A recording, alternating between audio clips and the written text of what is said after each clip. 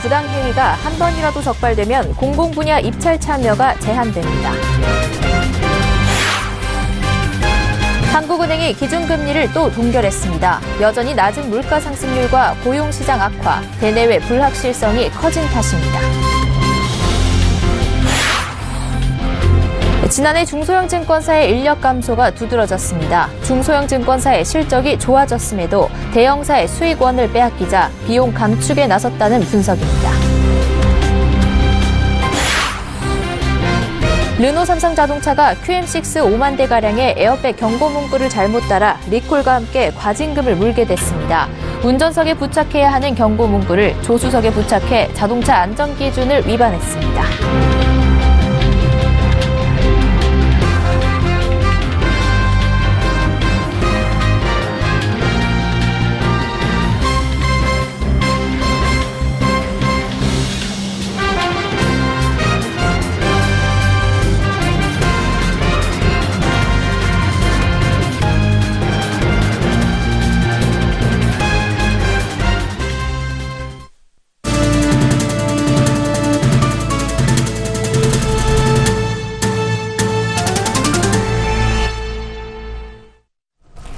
시청자 여러분 안녕하십니까? 생경제현장 양한나입니다. 대기업과 중소기업 간 불공정한 지위를 개선해야 한다는 목소리는 꾸준히 이어져 왔습니다. 그러나 중소기업이 현장에서 체감할 수 있는 방안 등이 부족했는데요. 이에 중기부가 대기업과 중소기업 간 힘의 불균형 문제 해소에 나섰습니다. 특히 대기업의 대표적인 갑질이자 중소기업계 가장 큰 애로로 꼽히는 납품 단가 후려치기 관행부터 손본다는 계획입니다. 김혜영 기자가 보도합니다. 고질적 병폐로 불리는 이른바 납품단가 후려치기. 부당한 납품단가 인하 관행은 중소기업의 경영을 옥죄는 가장 큰 애로로 꼽힙니다. 이에 정부가 기울어진 운동장을 바로잡고자 납품단가와 관련된 부당행위 관행 손질에 나섰습니다. 납품단가와 관련된 부당행위가 한 번이라도 적발되면 공공분야 입찰 참여가 제한됩니다. 사실상 정부 사업의 참여 기회를 전면적으로 봉쇄한다는 겁니다. 부당한 납품단가 인하 행위에 대해서는 원스트라이크 아웃제를 도입하겠습니다. 공공분야 입찰에 원천적으로 들어올 수 없게 할 것입니다. 상반기 중 납품단가 조사 TF도 만들기로 했습니다. 대기업이 부당하게 대금을 결정하거나 단가를 깎는 등 납품단가와 관련된 애로 해소를 위해 수시로 기획조사에 나선다는 방침입니다. 대기업의 의존도가 높은 중소기업의 구조상 자발적으로 나서 신고하는 것이 쉽지 않은 현실을 감안해 피해 업종별 직권조사도 나섭니다. 이와 함께 협력이익 공유제 법제화도 추진합니다. 대기업과 협력사 간 이익을 공정하게 공유하는 것을 골자로 한 이 제도는 오는 6월 세부 내용을 발표한다는 계획입니다. 서울경제TV 김혜영입니다. 한국은행이 올해 상반기 마지막 금융통화위원회에서 기준금리를 또 동결했습니다. 여전히 낮은 물가 상승률과 고용시장 악화, 미중 무역 갈등 등 대내외 불확실성이 커진 탓입니다. 경기에 대한 확신이 없어 그간 유력했던 7월 인상설마저 흔들리고 있습니다. 이 가운데 이주열 총재가 신흥국 자본 유출에 대한 우려를 나타내 금리 인상 시기에 대한 궁금증이 더 커졌습니다. 정홍규 기자입니다. 이주열 한국은행 총재가 금융통화위원회 이후 기준금리를 연 1.5%로 동결했다고 알리며 그간 힘이 빠졌던 7월 인상설에 불씨를 남겼습니다. 이 총재가 지난달과 달리 앞으로 통화정책 방향의 고려사항 중 주요국의 통화정책 정상화 속도를 가장 먼저 언급했다는 점에서입니다. 주요국의 통화정책 정상화 속도, 대외 교역 여건, 가계부채 등 국내외 여건의 변화를 면밀히 점검해 나가겠습니다. 이는 미국의 금리 결정에 대한 고려 우선순위가 한층 올라간 것으로 해석될 수 있습니다. 다음 달 미국은 추가 기준금리 인상이 유력한 가운데 한국은행 금통위는 열리지 않습니다. 실제 미국이 기준금리를 올리면 한미 간 금리 역전폭은 0.5%포인트까지 확대된 채로 적어도 7월 금통위까지 유지됩니다. 자금은 금리가 높은 곳으로 흐르기 때문에 국내에 들어온 해외 자본이 대거 빠져나갈 가능성은 이때 더 커지는 겁니다. 이렇게 되면 경기 부양을 위해 낮은 금리를 유지해온 한국은행도 금리 인상을 미루며 버티기 어렵습니다. 특히 최근 아르헨티나 등 일부 신흥국에서 자본 유출이 확대되고 환율이 급등하고 있다는 점도 불안을 키웁니다. 이주열 총재도 최근 일부 신흥국에서 나타난 금융 불안은 미국 금리 상승과 달러화 강세에 상당 부분 기인했다고 본다며 신흥국에 어떤 영향을 미칠지 관심이 가는 것이 사실이라고 말했습니다.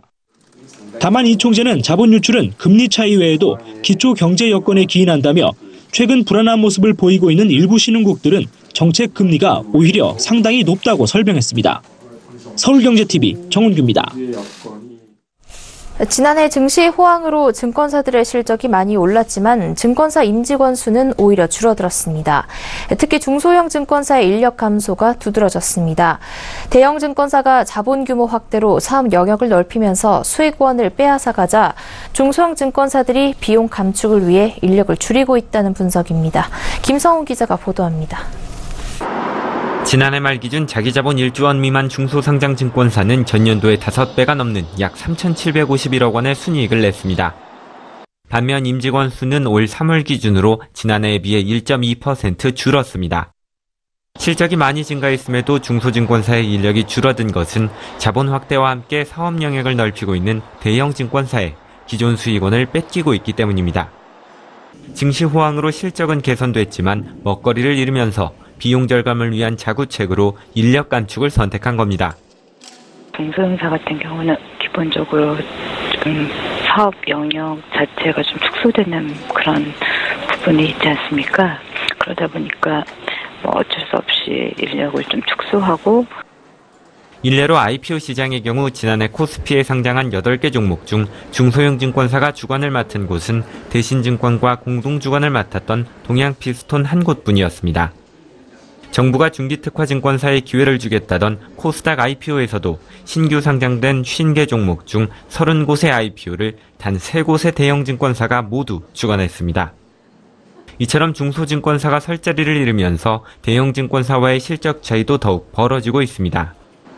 자기자본 1조 원 이상 상장증권사와 1조 원 미만 상장증권사의 순이익 차이는 2016년 말 기준 1조 2,200억 원 수준이었지만 지난해 말에는 2조 6,935억 원으로 120% 이상 증가했습니다. 서울경제TV 김성훈입니다. 르노 삼성자동차가 일부 차종에 에어백 경고 문구를 잘못 따라 과징금을 내는 황당한 일이 벌어졌습니다. 주무부처인 국토교통부는 르노 삼성의 QM6 5만 대가량이 에어백 경고 문구를 운전석 쪽에 부착해야 함에도 조수석에 부착해 자동차 안전 기준을 위반했다고 밝혔습니다. 르노 삼성을 리콜과 함께 과징금을 물게 됐습니다. 정창신 기자입니다. 르노 삼성자동차의 중형 SUV 차량 QM6. 이 차량 2.0 DCI와 2.0 GDE 모델 총 51,759대가 자동차 안전 기준을 위반해 시정조치와 함께 과징금을 물게 됐습니다. 자동차 에어백 경고 문구를 운전석 쪽에 붙이지 않고 조수석에 달았다는 이유에서입니다. 자동차 안전 기준 102조 3항엔 앞좌석 승객석에 에어백을 설치한 자동차는 운전석 햇빛 가리개의 바깥면에 자동차 에어백 경고 문구를 표기해야 한다고 명시돼 있습니다. 특히 자동차관리법 74조에 따라 자동차 안전기준에 적합하지 않은 자동차를 판매하면 과징금 부과 대상입니다. 과징금 상한액은 10억 원입니다. 에어백 경고 문구엔 에어백 팽창 충격으로 피해를 입을 수 있다는 문구와 에어백에서 가능한 멀리 떨어져 착석하라는 등의 문구가 명시돼 있습니다. 이 같은 문구를 운전석 쪽에 붙이는 데는 에어백으로 인한 피해를 운전자가 인지할 수 있도록 하기 위해서입니다. 이에 대해 르노 삼성 관계자는 내수와 수출차의 기준이 달라서 생긴 담당자의 실수라면서 유럽, 중국은 경고 문구를 조수석에 부착하고 미국은 조수석, 운전석 모두 부착해야 한다고 설명했습니다. 한편 이날 국토부는 기아차 카니발 22만 4,615대에 대해서도 파워슬라이딩 도어내 끼임 방지 프로그램 설정 오류로 리콜한다고 밝혔습니다. 차문이 닫힐 때 손가락 등이 끼어 탑승자에게 상해를 입힐 가능성이 있기 때문입니다. 리콜 대상 차량은 각사 서비스 센터에서 무상으로 수리받을 수 있습니다. 서울경제TV 정창신입니다. 오늘도 미세먼지 소식이 있었는데요. 이 미세먼지는 우리 생활과 뗄 수 없는 관계가 됐지만 미세먼지 측정의 정확도가 떨어진다는 문제점은 계속 지적되었습니다. 이런 문제에 대응하기 위해 KT가 지난해 9월 대책을 내놓은 바 있는데 그 결과가 어땠을까요? 이보경 기자입니다. 지난달 6일 양천구의 미세먼지 농도는 1세제곱미터당 69 마이크로그램. 같은 시간 광진구에서는 113 마이크로그램입니다. 같은 서울시 안에서도 구에 따라 미세먼지 농도가 64%까지 차이가 난 겁니다. 시간에 따른 미세먼지 농도도 보통에서 매우 나쁨까지 큰 차이를 보였습니다. 정부가 설치한 공기질 측정소는 전국에 300곳 정도. 시, 도 간 시간당 큰 차이가 나는 미세먼지 농도를 정확하게 측정하기에는 턱없이 부족하다는 평가를 받았습니다. 이 같은 문제를 해결하고자 KT가 공중전화 부스와 기지국 등을 활용해 서울과 6대 광역시에 1,500여 개의 측정기를 설치했습니다. 사물 인터넷 기술이 들어간 측정기가 실시간 공기 정보를 서버로 전송하고 높은 미세먼지 농도에는 즉각 대응할 수 있게 된 겁니다. 1분 단위로 전국에 있는 1,500개의 미세먼지 관측망으로부터 다른 회사는 생각할 수도 없는 막대한 양의 데이터를 수집하고 있습니다. 이렇게 축적된 공기질 빅데이터는 미세먼지의 원인을 파악하고 대책을 세우는 데 활용됩니다. KT는 인공 강우를 뿌렸을 때 미세먼지 저감 효과가 최대 47% 나타났고 방음벽을 설치했을 때 미세먼지가 최대 40% 줄어드는 효과가 나타나는 등의 결과가 나왔다며 여러 가설을 세워 미세먼지 문제 해결을 위한 작업을 하고 있다고 밝혔습니다. KT는 앞으로 정부와 지자체, 연구기관과 협업을 통해 미세먼지 해결을 위해 적극 노력하겠다는 계획입니다. 서울경제TV 이보경입니다. KB국민은행이 청년 일자리 문제 해소를 위해 국내 최대 규모의 취업 박람회를 개최했습니다. 일자리를 찾는 청년과 구인난에 시달리는 중소기업을 맺어준 건데요. 구직 청년과 구인 기업 사이 일자리 정보 교류 열기가 뜨거웠던 취업 박람회 현장에 이하라 기자가 다녀왔습니다. 극심한 청년 취업난을 보여주듯 취업 박람회에 구름 인파가 몰려들었습니다. 채용에 나선 기업들은 대부분 대기업이 아닌 중소, 중견이나 스타트업 회사들입니다. 이 행사는 KB국민은행이 2011년부터 진행하고 있는 KB 굿잡 취업박람회로 이번에 13회째를 맞았습니다. 박람회가 구직자에게는 꿈을 실현할 수 있는 직장을, 기업에게는 미래를 함께할 인재를 연결하는 뜻깊은 자리가 되기를 기원합니다. KB굿잡은 취업 관련 단일 박람회로는 국내 최대 규모 행사로 현장에서 진로 상담과 면접, 그리고 실제 채용에 이르기까지 전 과정을 지원합니다.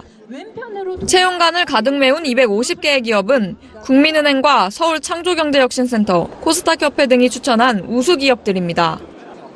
견실한 중소기업이지만 기업 정보를 얻기 어려워 구직자들이 지원을 못하는 경우가 많은데 이런 알짜 기업들을 파악할 기회인 셈입니다. 저 같은 경우에는 무역이랑 컨설팅에 관심이 많았는데 이런 부스들을 한꺼번에 둘러볼 수 있었고 인사 담당자들을 직접 만날 수 있어서 좋았습니다. 기업 입장에서는 면접장에서 다 알아차리기 어려운 지원자의 진짜 모습을 편안한 분위기 속에서 파악할 수 있어 좋습니다. 말하는 태도나 그다음에 의욕 이런 부분들을 느낄 수 있어서 나중에 또 회사에 불러서 면접을 볼 때는 그 부분이 또 중요한 어떤 판단 자료로도 활용이 될 수가 있습니다. KB 굿잡 박람회를 통해 실제 채용을 하는 기업은 KB공익재단으로부터 1인당 100만 원의 채용 지원금도 받습니다. 코엑스에서 내일까지 진행되는 이번 박람회에서는 금융권 취업에 관심 있는 구직자들을 위한 상담도 진행됩니다. 서울경제TV 이하라입니다. 최근 임플란트 환자가 많이 늘고 있는데요. 임플란트는 비용이 만만치 않은데 반해 건강보험이 적용되지 않는 경우가 많습니다. 이러다 보니 병원에선 보험금으로 치료하려며 보험 사기를 권유하기도 하는데 형사처벌을 받을 수 있으니 조심해야 합니다. 앵커 리포트입니다. 임플란트 시술을 받은 A씨. 치조골 이식술은 함께 받지 않았지만 수술보험금을 받기 위해 치조골 이식술을 동반한 임플란트를 했다는 허위 진단서를 발급받았습니다. A씨는 해당 진단서로 치조골 이식술에 대한 보험금 600만 원을 받았지만 사기죄 및 위조사 문서 행사죄에 걸려 보험금을 반납하고 벌금 500만 원을 선고받았습니다. B씨는 치조골 이식술과 함께 임플란트 7개를 같은 날 했습니다. 치조골 이식술에 대한 보험금을 더 많이 받기 위해 4일에 걸쳐 한 것으로 진단서를 받아 800만 원의 수술 보험금을 받았습니다. B씨 역시 사규죄로 보험금을 반납한 데 이어 벌금 300만 원을 선고받았습니다. 금융감독원은 이 같은 임플란트 시술 관련 보험 사기 사례를 소개하고 일반인들이 심각성을 인지하지 못한 채 보험 사기에 연루돼 형사처벌 등 불이익을 받을 수 있음을 경고했습니다. 특히 임플란트 등 일상생활과 관련된 보험 사기는 평소 주변 사람들의 잘못된 정보나 지식에 쉽게 노출될 수 있다는 지적입니다. 현재 임플란트 시술은 만 65세 이상 가입자에 한해 2개 치아까지 본인이 50% 부담하는 조건으로만 건강보험을 적용받을 수 있습니다. 수술 특약, 골절 진단 특약 등이 부과된 치아보험 상품으로 임플란트 비용 부담을 줄이고자 할 경우 보험 사기로 처벌을 받을 수 있습니다. 보험 사기를 제한받거나 의심 사례를 목격한 경우 해당 보험사나 금융감독원, 보험사기방지센터 홈페이지 등으로 제보하면 포상금을 받을 수 있습니다. 서울경제TV 양한나입니다. 올해 1분기 소득 하위 20% 가계의 명목 소득이 역대 최대로 급감했습니다. 반면 소득 상위 20% 가계의 명목 소득은 1분기 기준 역대 최대로 급증해 소득 분배 지표는 2003년 집계가 시작된 이후 가장 최악으로 악화했습니다. 전국 가계의 실질 소득은 2.4% 증가해 2분기째 증가세를 이어갔습니다. 가계 실질 소득은 지난해 4분기, 9분기 만에 증가세로 전환했습니다. 통계청에 따르면 올해 1분기 소득 최하위 20% 가계의 명목 소득은 128만 6,700원으로 1년 전 같은 기간보다 8% 줄어들었습니다. 이런 감소폭은 2003년 통계 집계가 시작된 이후 가장 큽니다. 반면 소득 최상위 20% 가계의 명목 소득은 1,015만 1,700원으로 9.3% 증가해 역시 1분기 기준 역대 최대폭으로 늘었습니다. 공정거래위원회가 대리점 갑질을 막기 위한 방안을 내놨습니다. 앞으로 대리점들은 본사의 불공정 행위에 대항할 수 있도록 단체 구성권이 생기고 본사에게 피해를 본 대리점들은 공정거래위원회를 거치지 않고도 직접 법원에 해당 행위 중지를 청구할 수 있습니다. 또 본사가 대리점에게 제품 구입을 강제하는 등 보복 조치를 할 경우 징벌적 손해배상 제도가 적용됩니다. 김상조 공정거래위원장은 오늘 오전 서울 여의도 중소기업중앙회에서 이 같은 대리점 거래 불공정 관행 근절 방안을 발표했습니다. 김 위원장은 이와 함께 지금까지 공정위는 신고가 들어온 사건 위주로 조사에 나섰지만 앞으로는 여러 차례 신고가 들어온 업체는 직권 조사를 통해 엄중히 제재하겠다고 밝혔습니다. 공정위는 올 하반기부터 업종별 실태 조사에 나설 방침인데 우선 지난해 분쟁 조정 신청이 가장 많았던 의류업을 첫 조사 대상으로 정했습니다. 의류업은 대부분 매출을 본사에 의존하고 있는 전속거래 형태가 많아 불공정 행위 발생 위험이 크고 로드샵 형태의 대리점이 많아 본사의 인테리어 개선 강요 행위가 많은 것으로 조사됐습니다. 공정위는 또 거래 관행 개선을 위해 업종별로 대리점 권익 보호에 필요한 거래 조건을 표준 대리점 계약서에 반영할 방침입니다. 최소 3년 이상의 계약을 유지할 수 있도록 보장하는 내용과 인테리어 판촉 비용을 일정 비율 분담하도록 하는 조항 등을 표준 계약서에 담을 계획입니다. 코스닥 상장 건축 자재 기업 윈하이텍이 2021년 글로벌 종합건자재 그룹으로 도약해 제2의 성장기를 맞이하겠다는 포부를 밝혔습니다. 윈하이텍은 콘크리트 타설을 위한 금속 조립 구조재인 테크플레이트 등을 생산하는 업체입니다. 공공기관 80여 곳, 우량건설사 80개사 등을 주요 고객사로 두고 있으며 인천국제공항과 세종시 정부청사, 잠실 제2롯데월드 저춘부, 여의도 파크원 등의 시공에 참여했습니다. 지난 2016년엔 원자재 가격 상승과 일시적 업황 악화로 영업이익이 크게 줄었지만 지난해부터 다시 실적이 뛰기 시작해 올해 1분기 영업이익은 지난해보다 195% 증가한 13억 원, 당기순이익도 177% 급증한 10억 원을 기록했습니다. 윈하이텍은 건축자재 생산 외 시장조사부터 부지 매입, 설계, 건설, 운영관리 등 전 과정을 아우르는 종합부동산 개발 회사인 종합디벨로퍼 사업도 본격화할 계획입니다. 지난해부터 안성의 삼성로지스 물류센터 신축 공사에 들어간 상태이며 올해 8월 준공 후 연내 매각해 개발 수익과 공사 차익을 실현할 방침입니다. 신세계 센트럴시티가 2020년까지 반포 한강공원에 대규모 녹지숲을 조성합니다. 2만 1,800제곱미터, 길이 640m의 면적입니다. 기아자동차는 디자인을 고급화하고 고급 사양을 확대한 2019년형 스팅어를 출시했습니다. 가격은 3,570만 원에서 5,030만 원 사이입니다. SK텔레콤은 5.5인치 대화면 스마트폰 삼성 갤럭시 와이드 3를 단독 출시합니다.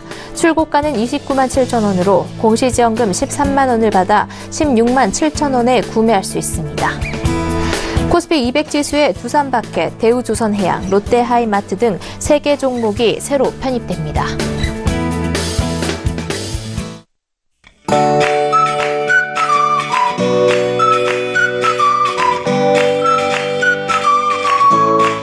안녕하세요. K웨더 라이프스타일 예보 차슈입니다.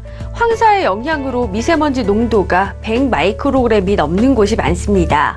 황사의 이동 속도가 느려서 내일까지도 이 황사가 잔류해 우리나라에 영향을 줄 것으로 보입니다.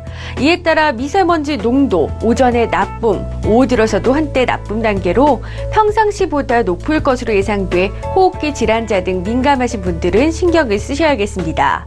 내일도 계속해서 따스한 남서풍이 불어들고 햇볕도 다소 강해서 오늘보다 기온이 더 오를 것으로 보입니다. 한낮에 서울이 25도, 대구는 28도가 예상돼 다소 덥겠고요. 대부분 지방이 고기압 가장자리에서 가끔 구름만 지나 이 구름 사이로 볕이 다소 강하게 내리쬐겠습니다. 이에 따라 자외선도 약간 나쁨 단계까지 오를 것으로 보여 이 점도 염두에 두셔야겠습니다. 다음은 자세한 지역별 내일 날씨를 나절 예보를 통해서 살펴보겠습니다. 전국이 가끔 구름 많겠고 중부지방 한낮에 서울, 수원, 춘천 25도, 청주는 26도까지 오르겠습니다. 또 그만큼 일교차가 크겠습니다. 동해안 지방 바람이 강하게 불겠고요. 낮 기온 강릉 27도로 높을 것으로 보입니다. 제주도로는 오후부터 비가 오겠고요. 대부분 지방이 황사의 영향으로 미세먼지 농도가 높겠습니다. 남부지방 한낮에 대구 28도로 덥겠습니다. 남해상으로 흐려져 비가 오겠고요. 물결은 남해와 동해상에서 다소 높게 일겠습니다. 주말에도 대부분 지방이 구름만 다소 지나겠고 한낮에는 약간 더울 것으로 전망됩니다. 날씨였습니다. 생경제 현장 여기까지입니다. 시청해주신 여러분 고맙습니다.